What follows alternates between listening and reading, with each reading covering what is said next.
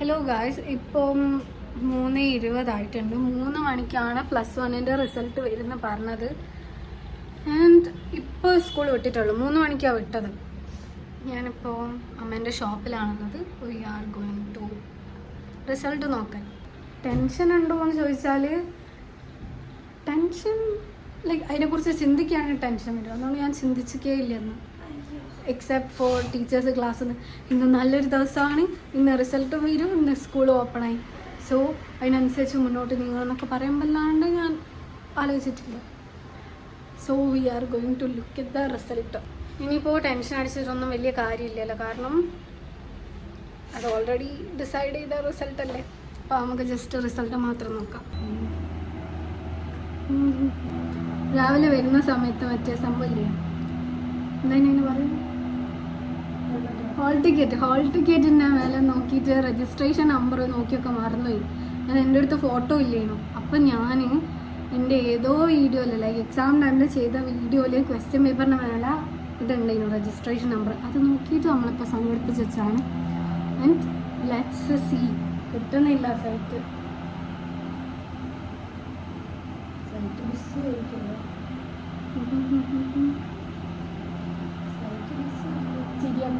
എക്സാമിൻ്റെ റിസൾട്ട് വന്നാൽ എൻ്റെ ക്ലാസ് ഗ്രൂപ്പിലെ ടീച്ചർ ഒരു ലിങ്ക് കിട്ടിനു, അതിലാണ് ട്രൈ ചെയ്തത്. പക്ഷേ അതിനകത്ത് കിട്ടുന്നില്ല ഇതുവരെ. രജിസ്ട്രേഷൻ നമ്പർ 2525 അയ്യോ ഹലോ, ഭയങ്കര പാവത്തിനെ പോലെ ഞാനാകത്തില്ല.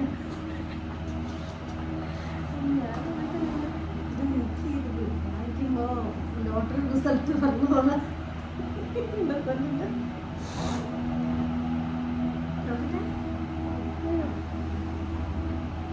രജിസ്റ്റർ നമ്പർ തെറ്റാണ്, അതിലൊന്നും കിട്ടുന്നില്ല. സോ പരീക്ഷാ ഭവൻ്റെ സംഭവത്തിൽ നോക്കട്ടെ. അയ്യോ,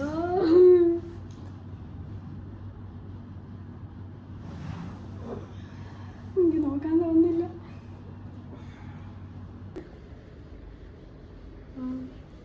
ഇംഗ്ലീഷിൽ 98, 100, ഹിന്ദി 100 100, ബിസിനസ് 100,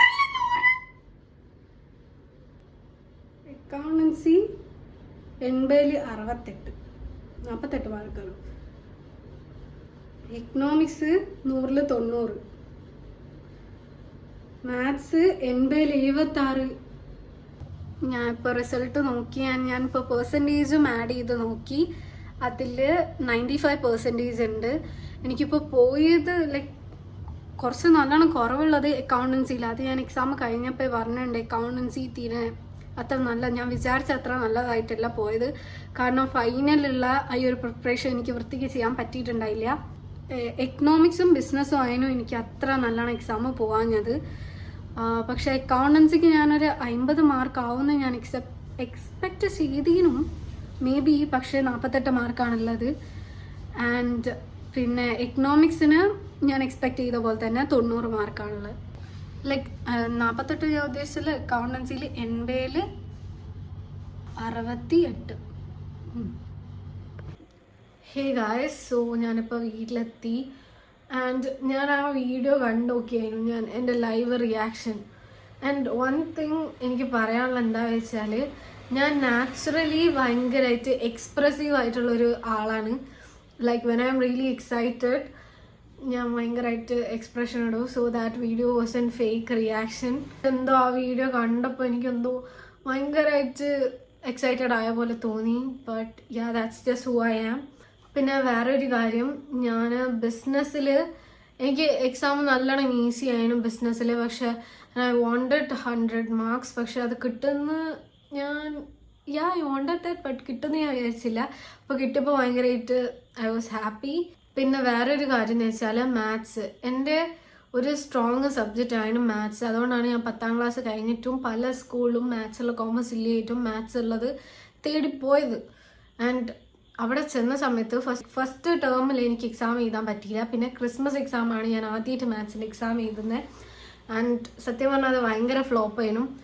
എനിക്ക് ലൈക്ക് 27 മാർക്കായിരുന്നു 60-ൽ. That is like really bad. എനിക്ക് അത്രയും കുറവ് മാർക്കൊന്നും ഇതുവരെ കിട്ടിയിട്ടുണ്ടായിരുന്നു അതിന് മുമ്പത്തെ വെച്ച് കമ്പയർ ചെയ്യുമ്പോൾ.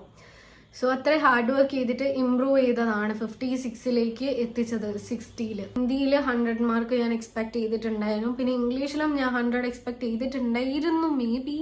പക്ഷേ ഇംഗ്ലീഷിൻ്റെ വാല്യൂഷൻ ഭയങ്കര യുനോ ലൈക്ക് എന്താ മറ്റേ സംഭവമില്ലേ, കുറച്ച് സ്ട്രിക്റ്റ് ആണെന്ന് തോന്നുന്നു. ഇപ്പോൾ ഇംഗ്ലീഷിൽ പല പേർക്കും മാർക്ക് പോയതായിട്ട് ഞാൻ കണ്ടിട്ടുണ്ട്. So it's fine, I am not sad. പിന്നെ ഞാൻ ഏറ്റവും കൂടുതൽ ഹാർഡ് വർക്ക് ചെയ്ത ഒരു സബ്ജക്റ്റ് എന്ന് വെച്ചാൽ അക്കൗണ്ടൻസി ആയിരുന്നു. കാരണം ഞാൻ പല വീഡിയോയിലായിട്ട് മുന്നേ പറഞ്ഞിട്ടുണ്ട് എനിക്ക് അക്കൗണ്ടൻസി ഇഷ്ടമായിരുന്നു. പക്ഷേ ഇടയ്ക്ക് വെച്ച് ചില പ്രോബ്ലം ഉള്ളതുകൊണ്ട് ഐ കുഡൻറ്റ് അക്കൗണ്ടൻസി ആയിട്ടുള്ള ഈ ഒരു സംഭവം പോയി.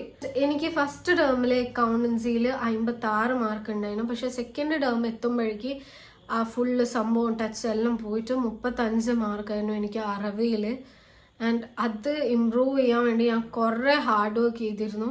പക്ഷേ ലാസ്റ്റത്തെ അക്കൗണ്ടൻസിൻ്റെ മുന്നത്തെ സ്റ്റഡി ലീവിലുണ്ടല്ലോ, ഫൈനലായിട്ട് ചെയ്യേണ്ട അവസാനത്തെ ഒരു ചാപ്റ്റർ കൂടി എനിക്ക് മര്യാദയ്ക്ക് നോക്കാനുള്ളതായിരുന്നു. പക്ഷെ അന്ന് എനിക്ക് ഒട്ടും പഠിക്കാൻ കഴിഞ്ഞില്ല due to some very personal reason as I have mentioned before.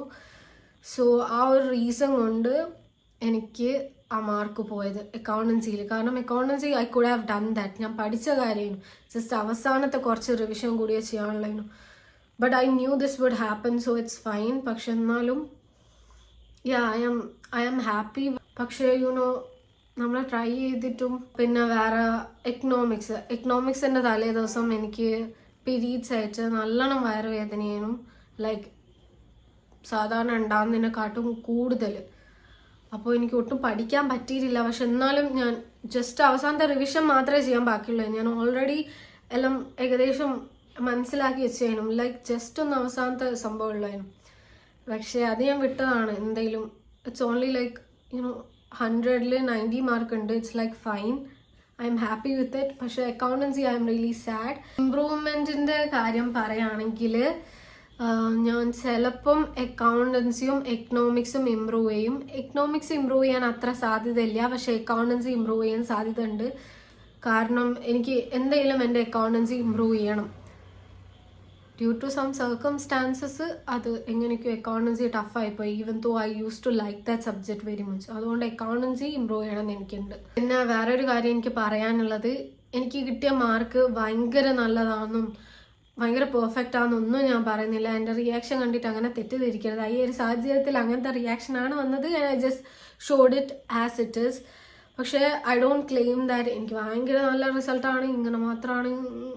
Nothing like that. I know that there is so many other people who got far more better results and I really congratulate them.